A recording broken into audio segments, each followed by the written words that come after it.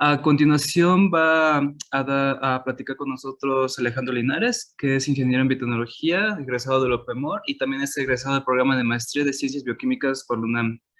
Él es un miembro del Laboratorio Nacional de Microscopía Avanzada y se especializa en el desarrollo e implementación de métodos de espectroscopía de fluorescencia, que es una rama de microscopía cuantitativa dedicada a la descripción de propiedades moleculares en las nanoescalas. Y gracias a su trabajo que ha desarrollado durante esos años, ha adquirido una gran experiencia en diferentes proyectos en el área de biología vegetal, fisiología celular y hasta biología de desarrollo y microscopía de superresolución, entre otras. Y hoy nos va a dar el tema de número y brillo. Adelante, Alejandro. Hola, ¿qué tal? ¿Cómo están? Gracias, Víctor, por la introducción. Es un gusto estar aquí con ustedes. Muchas gracias. Bien, yo les voy a platicar acerca de un tópico selecto el día de hoy, en este caso, número y brillo, que es una técnica de análisis de microscopía cuantitativa que es útil para la cuantificación de abundancia y grado estequiométrico moleculares en imágenes de microscopía de fluorescencia. Entonces, rápidamente les voy a contar un poco más de esta técnica. Como introducción voy a platicarles acerca de la espectroscopía de fluctuación de la fluorescencia, que es una rama de la microscopía cuantitativa que es útil para describir dinámica molecular en las nanoescalas. Entonces, básicamente, ¿qué es lo que ocurre con la espectroscopía de fluorescencia? Cuando nosotros observamos una muestra fluorescente bajo el microscopio, pues los fluoróforos o las partículas fluorescentes que entran y salen del espacio donde son observados y donde son excitados por un láser, crean un tráfico molecular. Ese tráfico molecular crea a su vez un perfil de fluctuaciones de la señal de la fluorescencia a través del tiempo que, si es procesado de manera estadística y con modelos matemáticos, nos permite recuperar información bastante valiosa acerca de distintos aspectos de las partículas que estamos viendo, tales como interacción molecular. Podemos estudiar transporte y difusión, podemos investigar la presencia de barreras a la difusión de las moléculas, podemos describir flujo molecular, entre otros aspectos, incluidos también la descripción o la cuantificación de la concentración molecular y su tamaño o, en su defecto, su grado estequiométrico. Es decir, si las moléculas que estamos viendo están en forma monomérica, si están en forma trimérica, si están formando complejos macromoleculares, si se están moviendo en conjunto de esta manera, etc. Entonces, particularmente para poder cuantificar este último fenómeno, está el análisis de número brillo. Es una de las múltiples herramientas que están comprendidas dentro de la espectroscopía de fluctuación de la fluorescencia, y el análisis de número y brillo nos es útil para cuantificar la abundancia y estequiometría moleculares con base en el siguiente principio básico. Se asume que en nuestra muestra fluorescente existen partículas cuyo tamaño van a tener cierto impacto en la magnitud de las fluctuaciones de la señal de la fluorescencia que estas generen. Entonces, si tenemos, por ejemplo, partículas pequeñitas que se mueven relativamente rápido, estas fluctuaciones van a ser de cierta magnitud relativamente corta.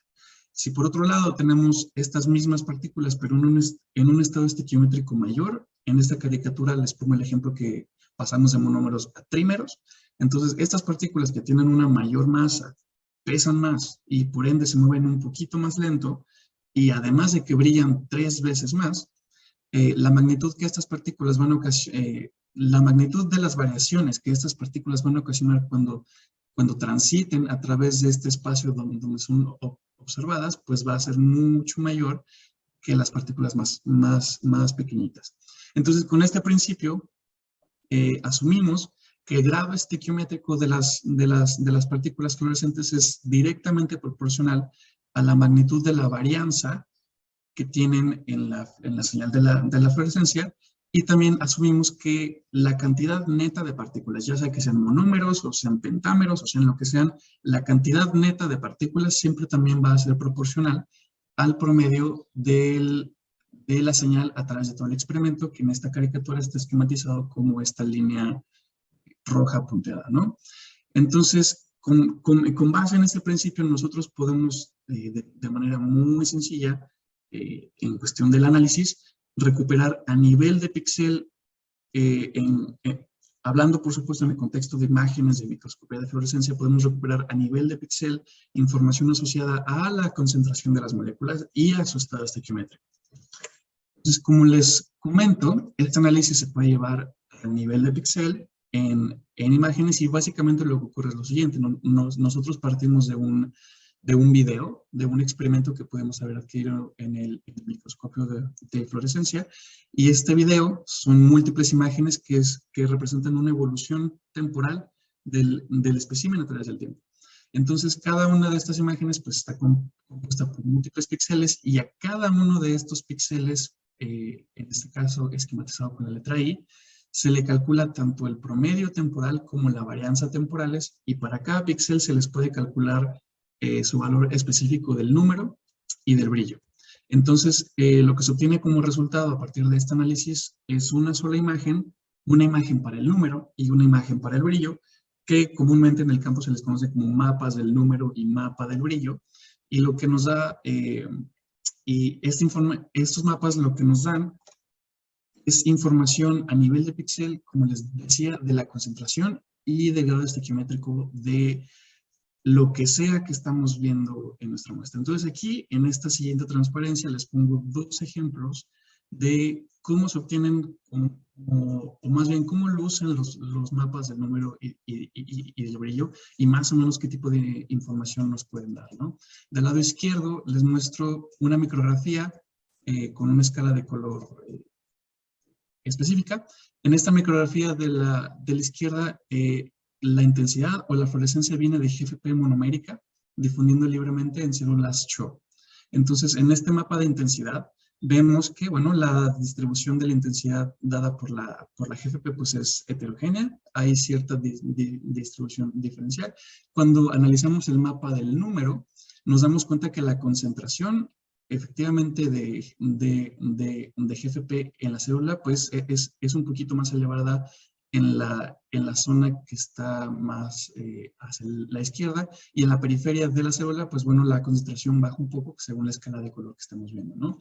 Sin embargo, cuando analizamos el mapa del brillo, nos damos cuenta que en toda la célula los valores asociados al brillo están casi que homogéneos, lo que nos quiere decir que si bien la distribución de la concentración de GFP en esta célula es diferencial, su grado estequiométrico, en este caso monomérico, está parejito en toda la célula, ¿no?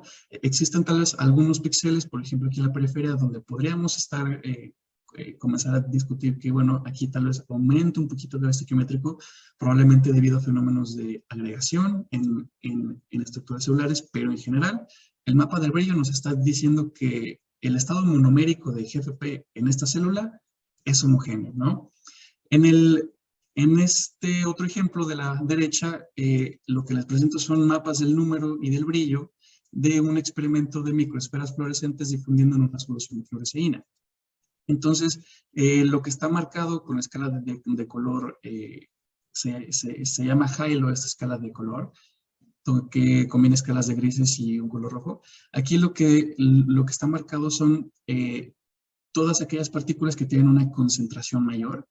Este es el caso del mapa del número, y por supuesto que corresponde a la solución de fluoresceína, que comparado la fluoresceína comparada con las microesferas fluorescentes, que son objetos muchísimo más grandes, pues aquí resaltan rápidamente. Y en la parte de abajo, este es el mapa del brillo, y el algoritmo lo que hace es que automáticamente detecta aquellos objetos que tienen un grado estequiométrico muchísimo mayor, que en este caso serían las microesferas fluorescentes, que son objetos, como les digo, muchísimo más grandes, y se puede interpretar como que de grado de estequiométrico muchísimo mayor que la fluoresceína, ¿no? Entonces, bueno, este es el tipo de información, este es el tipo de análisis y conclusiones que podemos sacar a partir de este análisis. Aquí les pongo otro ejemplo de la agregación molecular de paxilina en las adiciones focales durante la migración celular. Entonces, viendo el mapa del número, bueno, identificamos que hay una distribución heterogénea de paxilina, esta proteína que está presente como parte de complejos macromoleculares en las adiciones focales de células de mamífero. El mapa del brillo nos indica que paxilina tiene un grado estequiométrico mayor en las en la periferia de las células, donde se encuentran las aleaciones focales. Y si hacemos un análisis todavía más fino del mapa del brillo, podemos identificar distintas poblaciones oligoméricas a partir de la información que está contenida en cada uno de los píxeles del experimento. Podemos seleccionar varias poblaciones y identificar varias distribuciones de oligómeros presentes en la célula. Entonces, en este caso nos damos cuenta que una importante población de paxilina está formando agregados moleculares justamente en las adhesiones focales que están involucradas en la parte de migración celular. Y bueno, esto ya depende de las condiciones experimentales de cada uno de nosotros, pero este más o menos es otro ejemplo del tipo de análisis y del tipo de interpretaciones bastante útiles que a partir de un simple análisis estadístico, es decir, cálculo de promedio, cálculo de varianza, podemos obtener mediante la técnica de número y brillo. Es importante mencionar, no entraremos en mucho detalle para términos de esta charla, es importante mencionar que cuando las fotografías de fluorescencia se toman en un microscopio, en un sistema óptico que por supuesto tiene un detector acoplado a este, pues hay que hacer ciertas consideraciones en términos de cómo afecta el detector a mi señal en la imagen final que yo voy a tener. Se sabe que el detector introduce ruido digital y este ruido tiene asociado también una varianza a entonces simplemente tener en cuenta que hay que hacer cierta calibración de los experimentos para tomar en cuenta estos factores instrumentales en el análisis. Algunos de ellos pues son el offset, que es un parámetro digital que introducen las cámaras. Hay que tomar en cuenta la variación de la señal debido al ruido de disparo del detector. Hay que tomar en cuenta factores como el factor de proporcionalidad entre la conversión análogo-digital de la cámara, etcétera, etcétera. Entonces, con estas consideraciones, las ecuaciones de número y brillo se modifican un poco, pero es algo que tendremos que hacer usualmente de manera rutinaria para calibrar los experimentos correctamente con un sistema óptico. Entonces les voy a contar de una variante de número y brillo que es número y brillo cruzado. Básicamente pasamos del principio de analizar las variaciones en un solo canal a analizar las variaciones en más de un canal. Puede ser en 2 o hasta 3 canales o más.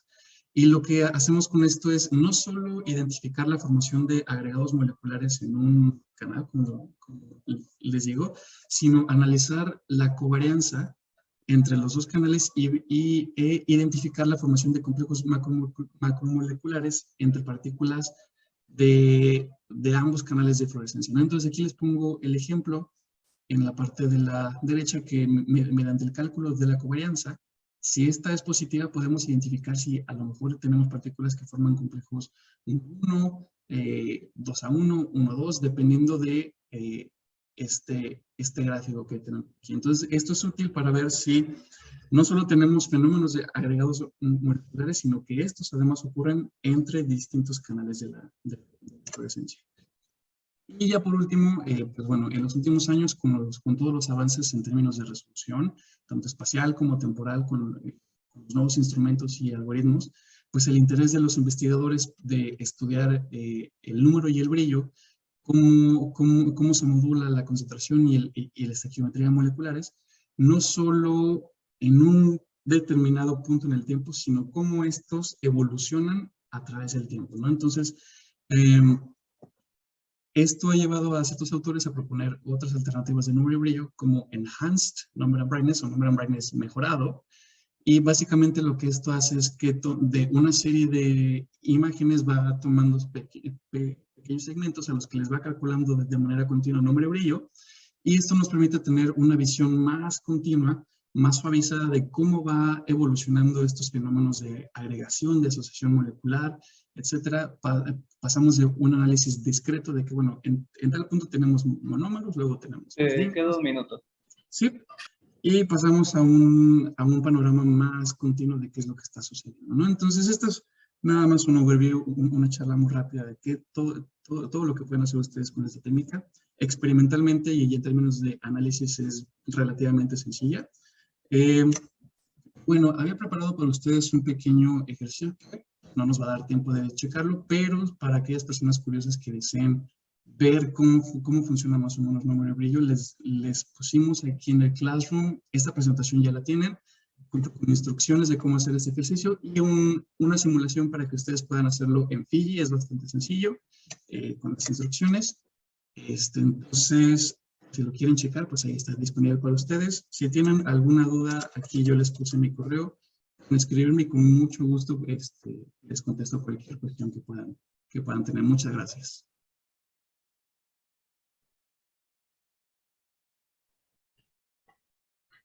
De acuerdo, muchas gracias, Alejandro.